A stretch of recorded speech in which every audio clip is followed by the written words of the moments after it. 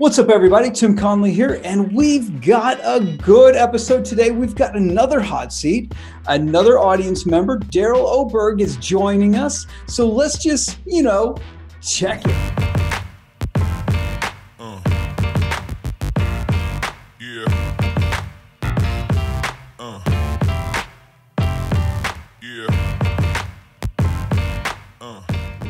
Daryl, what's up? Hi, so I'm happy to be in the show here, and what I'm really hoping to learn here is how I can offer better B2B solutions to clients, because I've done a lot of B2C and it's really different. But when I've investigated some of the larger ticket items, they're longer sales cycles and they're B2B, and I've worked in them, but it's kind of new to me. Okay. Yeah, I love B2B. Don't like doing B2C marketing. I've never enjoyed it. I've done quite a bit of it in my 2-decade career, but I've never been that a big fan of it because of how fickle consumers are.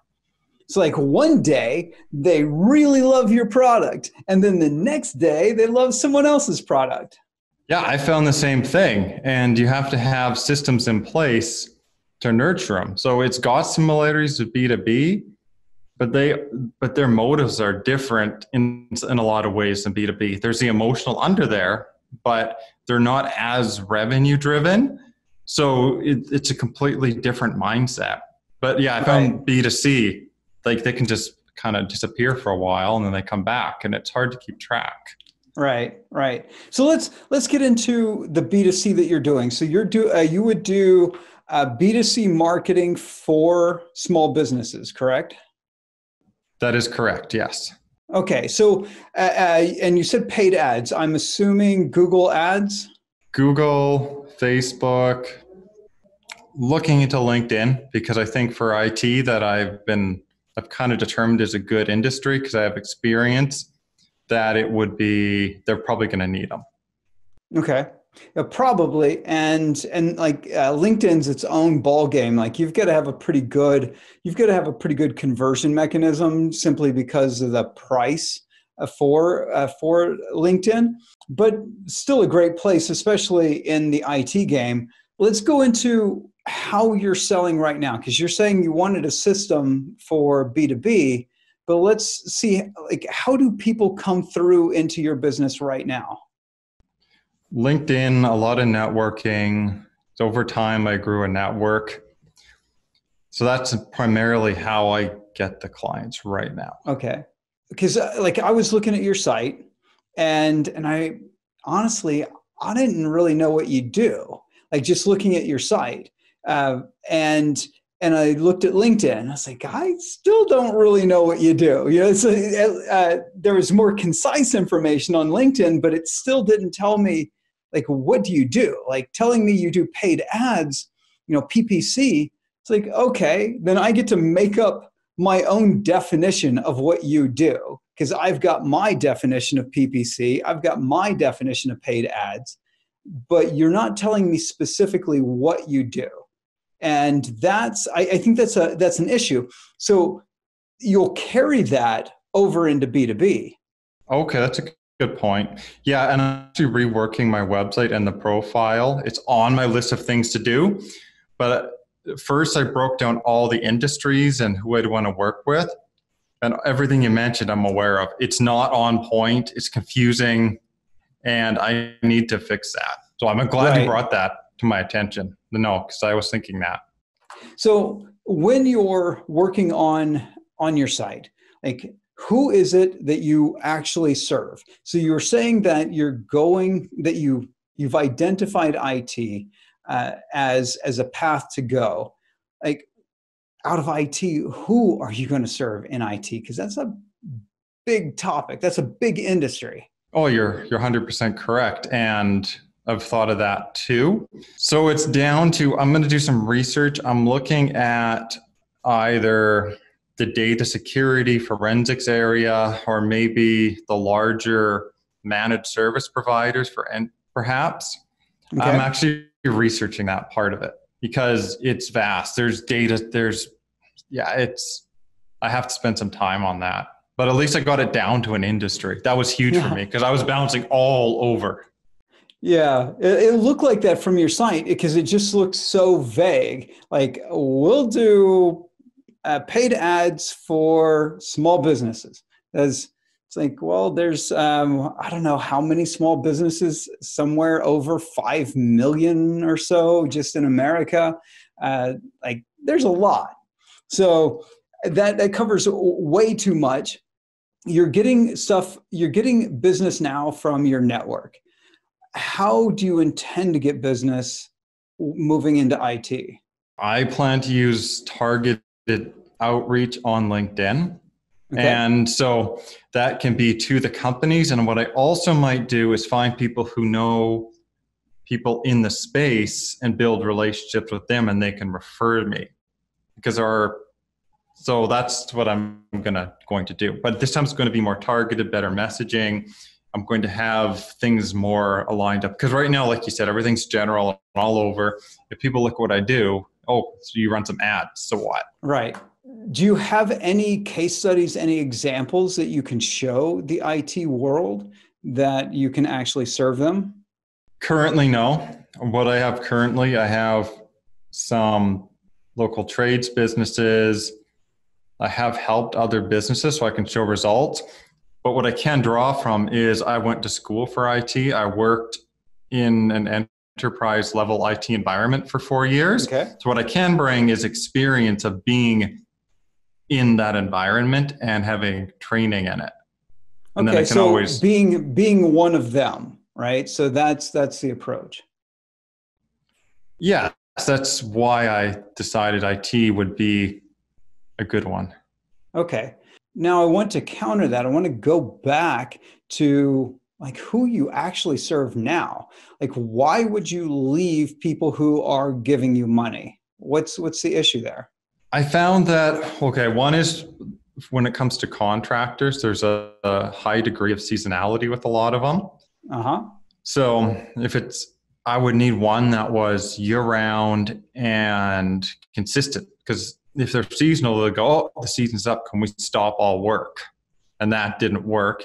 Another one is medical, which I have some experience at because I did work at an agency at one point that specialized in it, but I'm just not feeling that one for whatever reason. I don't know why. Yeah, I've gotten some experience in that space, like different medical space. I don't like it at all. Like, it'd be really hard to pay me enough to want to work in that space. I've helped people in dental. I've helped people in cosmetic surgery, like and other like physicians and stuff. And it's like I just wouldn't do it. Like I don't, and that's like my personal feeling. So I get that. Like, part of business is feel. Like we got to feel what we do, and I don't mean that in like, oh, I'm passionate about this thing, right?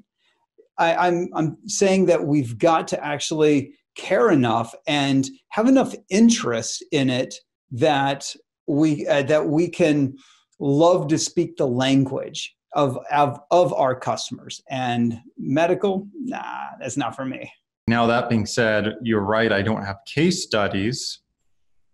So I'm going to have to speak to some people in IT and put together a system, and that's a stretch. But so between I had medical, IT, and contractors, and through all that, so IT was sort of a mix. So it wasn't going to be easy. So if there's another one that I haven't thought of, I would do that. But I just pulled, what do I know? And I went, who's got live ticket, and I broke it down. Okay. All right. Yeah, I'm totally cool with it. I think it's a great industry. So plenty of room to expand so that you're not locked into a tiny niche inside of IT, because you could just keep getting bigger and bigger and bigger.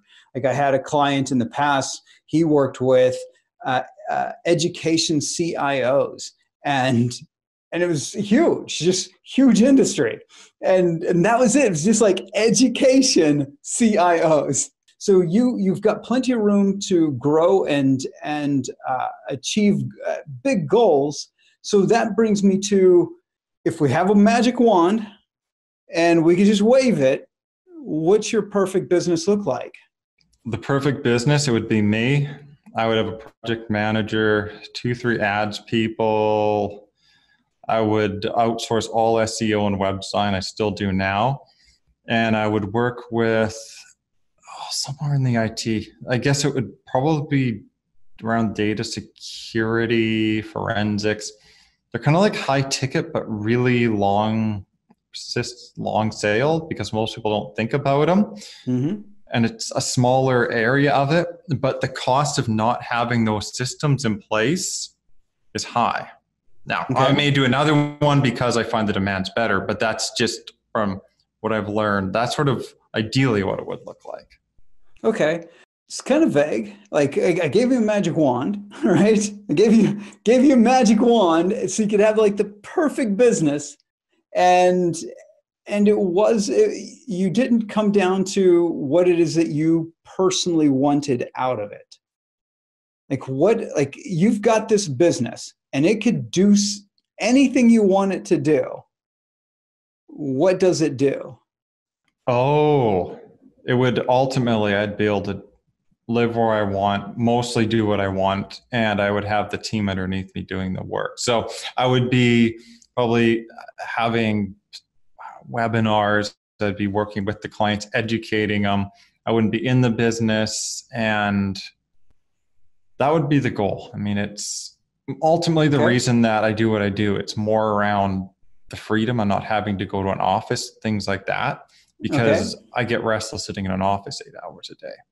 So yep, I know that feeling. Okay, so you're looking for freedom. That's like the number one thing every entrepreneur ever says, like some variation of freedom. So cool, I like that. What results does this wonderful business give the customer? What kind of results?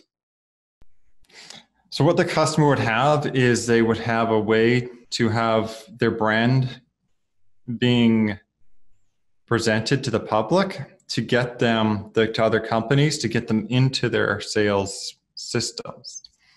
Because right now what's happened is they need to have educational content out there. A lot of them need webinars. They need to have, there's trade shows. They need to have paid ads going. They need those things because people don't think about IT. Because once they get into their sales system and their process, and you can start automated nurturing, and they have a team actually talk to the person, they can have success. But initially, most people don't think of IT. Most people don't, it's not high priority when they think of what they need. Okay. So do you have any idea if those things that you've said that IT needs, if they believe they need it? I'm actually speaking with someone this week who's in IT to get those answers. I'm going to speak with others as well to confirm that. But that was my experience within IT is they have the systems. I've looked at their marketing, but a lot of their marketing is there are the good ones, but the ones who need help, they don't have the systems in place to educate. It's a lot of education up front to show people why they need it because people don't know what they're buying. It's very technical. Okay. And because you told me that you do paid ads. This sounds like a real departure from that. Actually, what it would be is you can have content in there. You can have SEO, which is content. You can do their SEO. So there's 2 types of ads. There's lead generation type ads. There's also branding type ads. So you can have ads for download a white paper, an ebook. Here's a customer testimonial. So you're going to be able to use paid advertising for different purposes because that's the long term what companies do need. And with paid, you get remarketing, you get the ability to target, you get increased reach. So I take paid ads beyond click a Google ad, call the plumber. I view it as it's an extension to help your business grow and get in front of more people and then plug them into a system in your company. Okay. All right. I fully agree. So one thing, the reason I'm asking or even stating that the things that you say in one sentence are not congruent with the things you're saying in another. So if you're going to have this brand message, if we're going to build a brand message that they need to build a brand message, right? Then it's got to be clear. So you can't say I do paid ads, because that's not what you're doing. You're doing this other thing. I don't even know what you would call it. This brand system that is what you're actually doing. Paid ads just happens to be a part of that. That makes sense? Yeah, I've been calling it customer acquisition and nurture, or Okay. customer acquisition and retention. So Okay. really what it is you're implementing a system to get people into the business and then turn them into a customer and then retaining them as a customer. And a lot of that's tying them into a system around automation and that a sales team can use. Really, I don't do paid ads, you're right, at the end of the day. And most people don't really care if I do, so. Okay. So do you have an idea of how to actually generate customers from this system? Like, because you called it acquisition, right? So then you're telling me as the prospect that I'm going to give you money and I will acquire a customer. Yeah, so what I would do is you'd have the ad, they would get some information, and then once they're in a system, the system would have emails with information. You can give them access to different training resources. It can be a group for their company to get information. So you give them a lot of information to show them what they need. You're essentially putting them through some type of training or help if they need it, right? To understand the product. It's demystifying IT. So it's different from the traditional. You're improving the sales process, because I think a lot of IT companies are I looked at their marketing, what they say, it's very technical, and yes, I know what they're talking about, but if I was a customer, do I really know I wouldn't know what all this meant. right. Well, it depends on who their customers are. So if their customers are CTOs, then speaking technically, probably pretty useful. Granted, they usually leave out speaking emotionally because they forget that CTOs are human beings. That's true. I mean, I need to talk to more people then, is what it sounds like. To be honest, that's your strong point, because, yeah, I mean, because what really started this is I was working in a space and I just found that I was getting things shut down seasonally, and I have all these skill sets and it's putting them together. So what you're saying then, I need to talk to more people in IT and find out what they want. Yes. That's what I need to do. That's what I'm hearing. Yes. Because it's like you've got all these ideas about what the market needs without ever having spoken to the market. No, and that's true. I have, but not fully. And when I decided on it, I was going to talk to one or two people. I have to spend more time on that. Yeah, I would speak to like at least 10 different people that are potentially clients. Like they fit the definition of a client. Whether they would ever become one, irrelevant. And actually, you'd want to set it up in such a way that you're not actually looking for them to become a client. You're just looking for all the secrets so that you can go and get clients, right? That's what you want to make it like a really safe environment for them to divulge as much information as possible, so that when you do craft a message, they go, yeah, I would buy that, because they told you exactly what they would buy. Then you can take that to a hit list that you've made, because if you can do LinkedIn marketing, an outreach, you need to have a solid hit list of who you would work with. Then you would take all that information, because this little focus group that you had becomes the thing that gives you your very first offer for that market. Okay, that makes sense. Yeah, so you need to bring them into that group and then have your offer and really find out, once you know what they need, then it's just presenting it.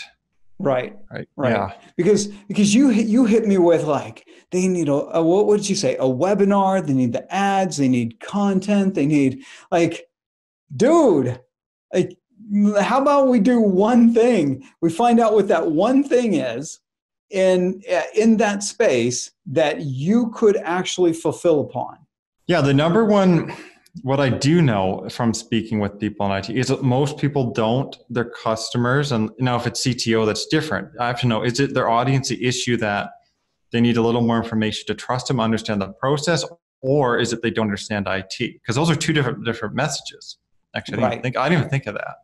Right. Yep. So like there was these guys that I knew. I can't remember what their business name was. It was something like IT guys that get marketing or something like that. And that was their whole thing. They worked with marketing companies, marketers, internet marketers, and they handled all the tech.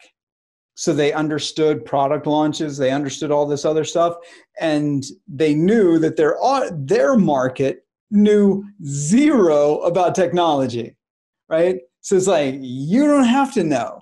You just be great at selling your stuff.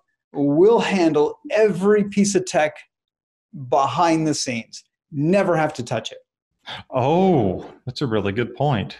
Right. But if you're working with IT companies who work with other technology customers, well, those technology customers want to know, can you handle this form of technology, that form of technology? What about this? What about this other thing, right? They want to know all the details because you got engineers speaking to engineers, right?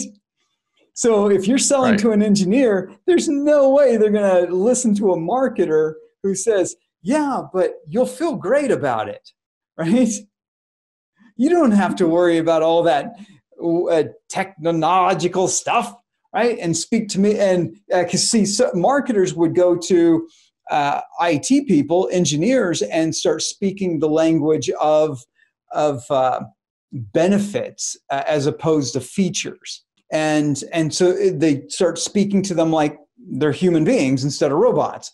Well, engineers really care about the engineering. They really care about the technology, but they're also emotional beings. So you have to find a way to speak the engineering language and the marketing language together, right? So you need to know, who do you work with? So if you're in security, cybersecurity, or just so cybersecurity, huge, very broad.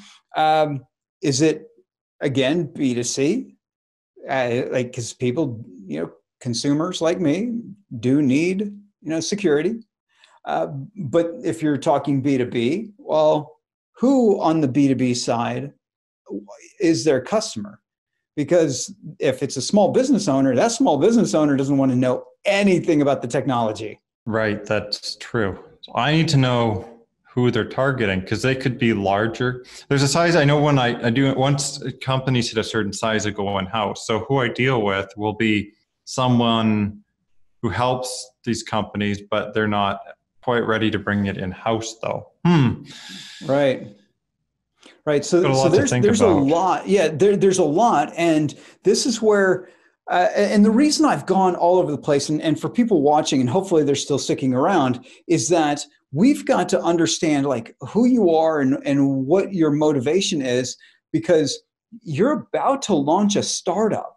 You're going from, I've got a business that has been making me money. I looked at your LinkedIn, almost 6 years, right? Yeah, that's right. That's stated on your LinkedIn, you're nearly at the 6-year anniversary, That's right. and you're going to start a brand new business. Yeah, I'm going after clientele that I've never really worked with because I've worked with a lot of contractors and they're easy. I just found getting a hold of them and the seasonality. People, it works, but I was just running into stumbling blocks with it. I was getting fed up, so I was looking at other options. Right, and this is critical because a lot of people get into this mindset that the thing that I'm doing isn't working the way I want it to work, so I'm going to go start from scratch over here. I'm going to start from zero. I'm going to go from 0 to 1 as opposed to going from 1 or 2 to 5 or 6 in the other thing. Or even just one to 2. Like, we don't even have to go very far. But I don't know if you've read Peter Thiel's book, but 0 to 1 is incredibly difficult. Well, it definitely is, because after working with certain industries enough, you start to learn the common challenges they've been having. So maybe, doesn't mean I can't do IT, but I have to really think about if I'm doing it for the right reasons then. Right. Because it's a whole different ballgame. It's like I'm feeling one way, and I think that it's that whole grass is greener thing. I think it's going to be far greener over here, and I've not spoken to anyone in that space yet, but I believe it to be better. And that is the thing you've got to find out. Why do you really believe that? Yeah, I mean, I did speak to some people in IT, and they have similar lead gen problems.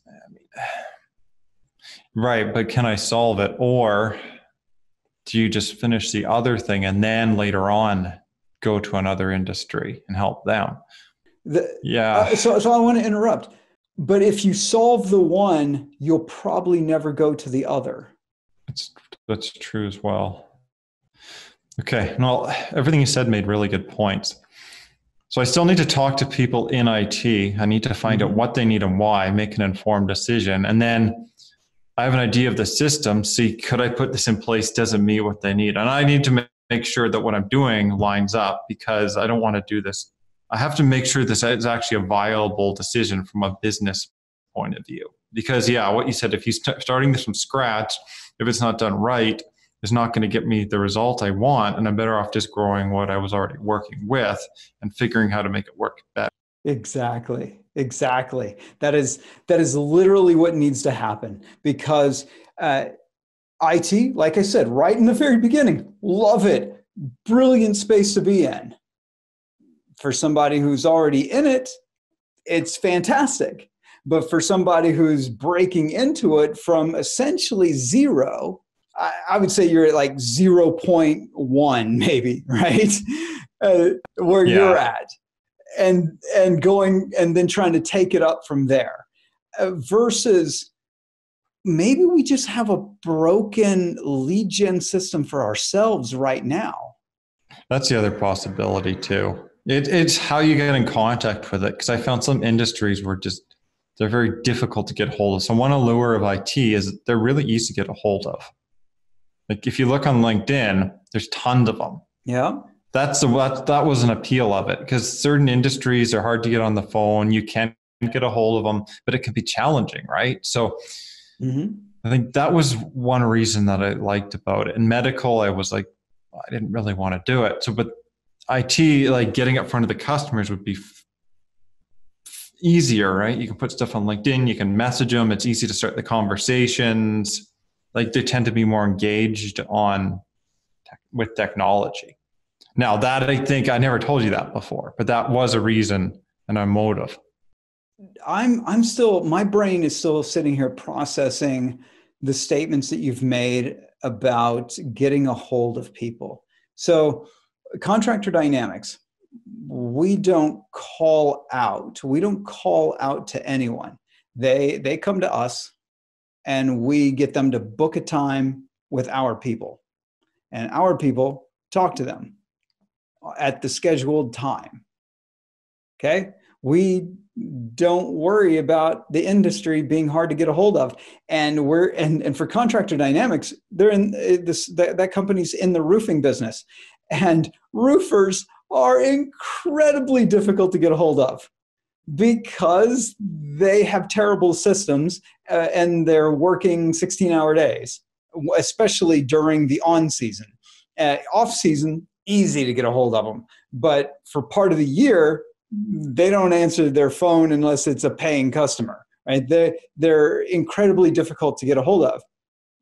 We don't do that.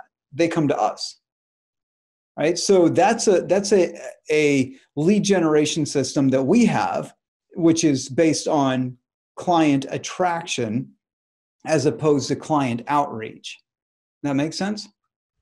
That makes sense, but you can still do do you do outreach? Because a lot of, okay, I've spoken with some agencies and they do both still. Like they Yeah. do the outreach for the customers they want, and then they have their inbound as well. Some businesses do like doing outreach, but it puts you in a weaker position.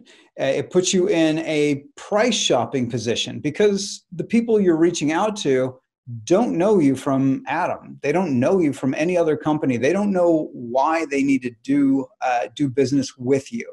So you can put them right into your sales system, and if you've got a very simplified sales system, a relatively low price tag, then you could probably do that and just reach out and push people through. Or uh, if you're a large enough company where you can put people into a nurturing system where you've got people doing outreach and striking up the conversations, and then other people doing the nurturing, so that you get through these long sales cycles of maybe 6 months or a year before they're actually on a call, a sales going into sales calls. That's a possibility. Or for a business like ours, and really any smaller agency like yourself, I would focus more on attraction marketing, where you're putting the effort into getting people to call you. One, far less resources necessary to fulfill that business. Two, because there's less resources, much more freedom, right? Because you said, I want freedom first thing. Well, if we're doing outreach, that means we've got to have call center, we've got to have salespeople doing outreach. We've got to have all that going on. Or we could speak the right message into the market using ads. Right? We might be able to use some paid ads, and then we can attract them into our sales system. Then they get indoctrinated into our way of viewing the world. And then they get onto a phone call with a sales rep, which may be you, and that person converts them because they've already gone through the thing. They've already self-selected when they saw the ad that they had, they raised their hand, said, I've got some interest, right? And then they saw additional content that filters them even further. Like, oh yeah, I don't have that problem, I'm out. Or yes, that is exactly the problem I have. So I'm going to take the next step. I'm going to book a call with you. Right. Yeah, I've heard that before. And that's the interesting thing is I was also told that to really get moving faster, it's better to do outreach. Yeah, but you've been in business 6 years. So you shouldn't be in a position by now that you need to do something fast. Oh, yeah, I see what you mean. So what I should be doing is, well, I didn't grow as fast as I wanted because I jumped around too much. And that sort of, I've been doing it long enough to know all the tools.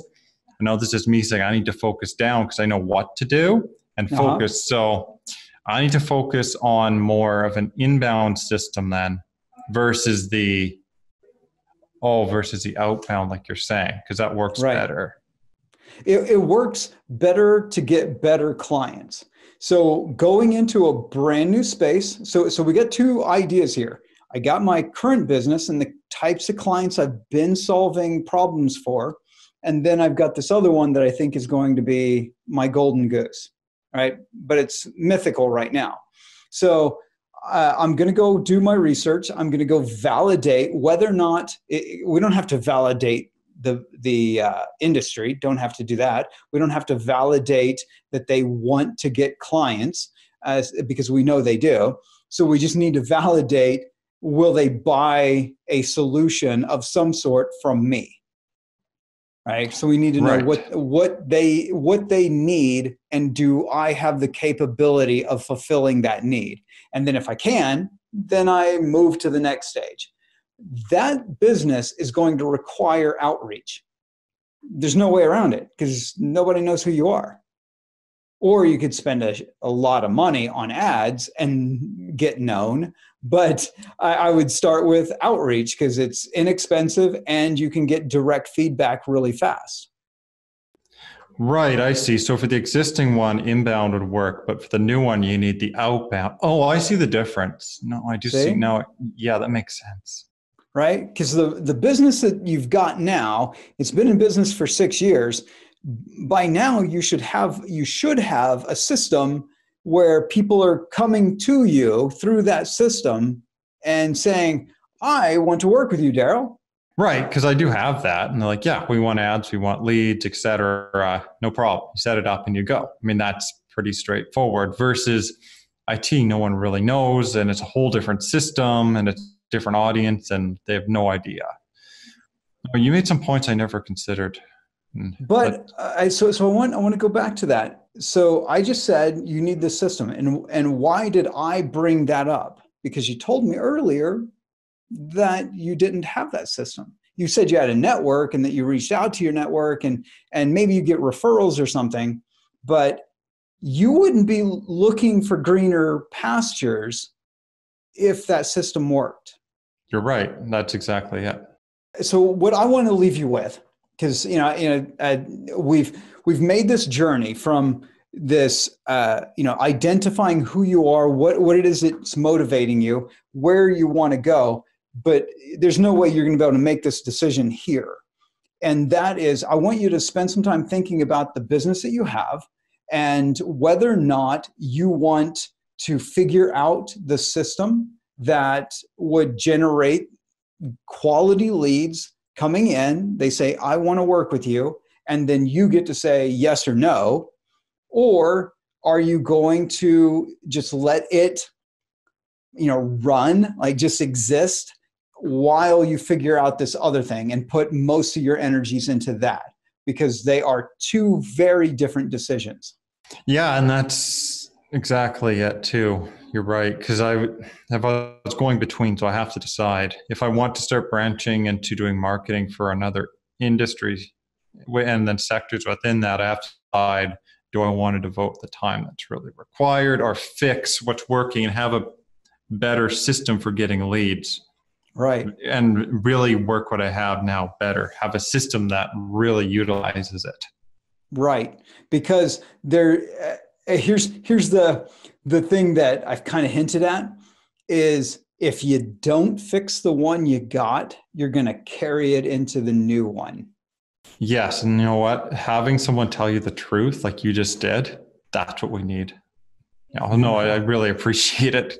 You're welcome. Like it's a reality we really have to face because we all have our defense mechanisms. I have mine. Like I got a lot of them, but we all have our defense mechanisms. And yours is, I'm not happy with the thing I've got, so I'll just go do something new, right? And that new thing is far harder than the one you got.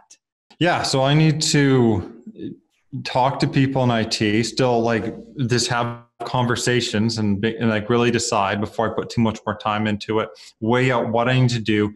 Realistically, can I deliver it? And then, okay, would I want to take the time to put this system together? Because I've already acknowledged myself, it's going to be a completely different system when you're working with generating B2B clients for IT versus working with a plumber getting leads. It's totally different. And I already know plumbers and all these ones. I can run ads for them and I've seen enough.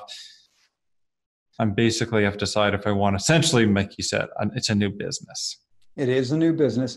I think it's a great one. And you may, after taking the time to contemplate this and say, I'm going all in on IT. Like I'm making the switch. I'm going to do it. I'm going to do everything it takes. I'm going to build up. I'm going to augment my reality so that the market sees me as the marketing person for the IT, a particular space in IT. Right? They're going to see you that way, and you use all the credibility indicators that you can muster to make that reality surround you. And then as you do your outreach, they go and they look at your LinkedIn, they go and they look at your website and they go, that guy, he knows me. He's speaking my language. He knows my problems. He can read my mind. Yeah, that's what it has to be. they have to look at you and say, okay, he gets this, he gets IT, because right now they don't know that at all. No, and it's not Exactly. clear. And neither do your current customers. No, they don't. Well, it's quite interesting how you pointed out that I need to reassess what I'm currently doing, and then before I look at the new one, and then fix what's broken, because then at least I can bring that forward if I'm going to do something else. Yep. If you can fix the customer acquisition for yourself in your current model, you can apply it right into the new one. Well, that's what I'm going to have to do then. And I've been working on it, but I have to give it more focus then, a lot more. Yep. And when I look at your LinkedIn profile and I look at your website, I need to be able to know exactly who Daryl Oberg is. I need to know it. Like, I don't know. I go on there, I look, I have no idea what you really do. I've got my definition of paid ads. I've got my definition of things, but I don't know what you really do. And you need, and if you fix that messaging and the method by which you acquire customers right now, then you have a system that you can apply into any industry. Doesn't mean you should go into those industries, but you could, because you have a working business system as opposed to a fantasy about what this new thing could give you. Yeah, totally. Okay. Well, you've given me some homework. You've called me out on some things here that I have to really question about why I'm doing it. Okay. Well, I'm going to go and talk to people, fix my lead gen system, and really break this down to why and make sure it's the right thing. I just don't want to do something because the grass looks greener. Right. Yep. But like I said, we are entrepreneurs and we are an odd bunch. And so it's quite possible that you go, I thought about it for about 5 seconds and I'm still going to go do the other thing. And if I do, and I'll send you my LinkedIn profile when it's done. Awesome. Well, send me your LinkedIn and your website when you've figured out your messaging. Because I thought about like doing like a critique and like showing stuff to the audience like here, but I really wanted to go into like the psychology of it. I really wanted to figure out what you were thinking, because I had an idea, because I've worked with a lot of people like you, and I had an idea of what was happening, but I wanted to hear it, and as opposed to just going, fix this, fix this, fix this, and that wouldn't give you much. It would give you, well, it'd make you some money, but it wouldn't give you any real insight into what you were thinking. Yeah, you're totally correct. And the stuff you pointed out is things that I was kind of thinking it had to be fixed and I put off, like the website. Right. So I hope this helped others as well, because I'm sure others have the same thing, what do they call it? Shiny object syndrome? Yes, exactly. Exactly. Yeah. All right. Well, thank you. Thank you for coming on, Daryl. It was a pleasure. I hope you got a lot of value from it. And for everyone watching, I hope you got value from it. And if so, hit that like button, subscribe, share, and do all the socials. And we will see you in the next video. And we're done. All right. That's the video right there.